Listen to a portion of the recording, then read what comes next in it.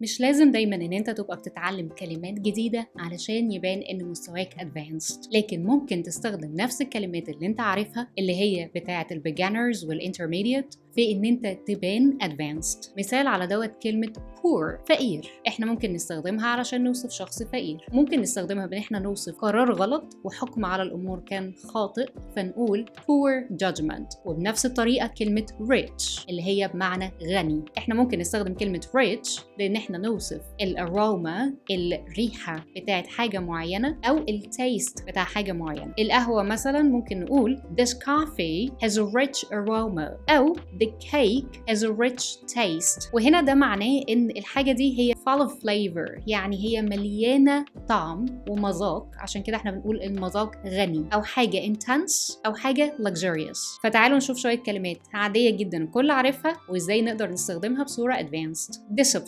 discipline بمعنى انضباط، ودايما احنا في الحياة اليومية بنستخدم كلمة discipline بالمعنى ده. فمثلا ممكن نقول إن الانضباط حاجة مهمة للنجاح في الحياة، فممكن نقول discipline is important if you want to succeed in life. في نفس الوقت كلمة discipline بمعنى مادة أو مجال دراسي، ودايما بتستخدم بالطريقة دي في المجال الأكاديمي العالي أو عشان نوصف المجالات بتاعة الأبحاث اللي شوية بتكون معقدة. فمثلا ممكن نقول economics is a discipline that studies how resources are allocated. الاقتصاد هو المجال أو العلم اللي بندرس فيه إزاي الموارد بيتم تقسيمها.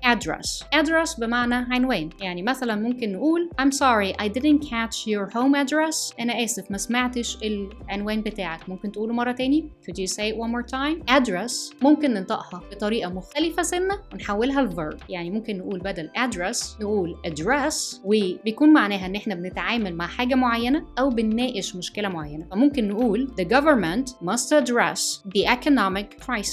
We need to address this issue immediately. يجب علينا التعامل مع المشكلة ديت فورا. The teacher addressed the students' concerns. المدرس اتعامل مع مخاوف الطلبة. خد بالك كمان كلمة address ممكن تيجي بمعنى توجه الكلام لحد معين، يعني مثلا the manager addressed specific clients. المدير خاطب عملاء معينين. underline كلمة underline احنا عارفينها بمعنى ان احنا نحط خط تحت حاجة. فمثلا ممكن مدرس يقول please underline the important words. اعملوا خط تحت الكلمات المهمة في التكست اللي بتقروه مثلا. لكن هي كمان ممكن تيجي بمعنى given emphasis أو to emphasize أو to highlight. يعني إيه؟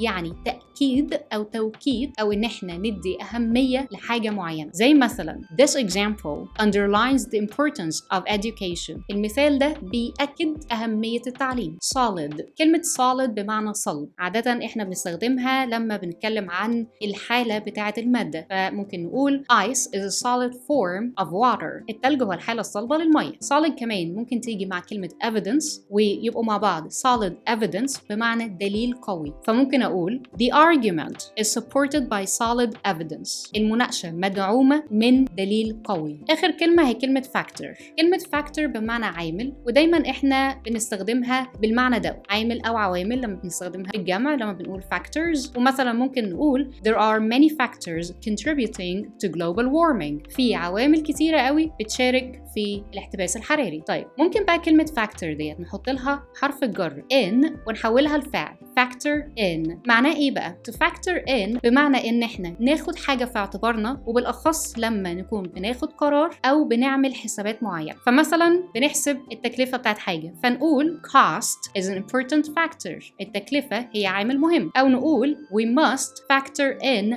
the cost. لازم ناخد في اعتبارنا التكلفة. نفس المعنى، نفس الجملة، نفس الكلمات، لكن غيرناها فبقت تحولت من جملة عادية تقليدية لجملة advanced. بكده نكون خلصنا الفيديو دوت. ما تنسوش تعملوا لايك، سبسكرايب وشير. ولو عندكم اي اسئلة اكتبوها في الكومنتس. Thank you for watching and see you next time.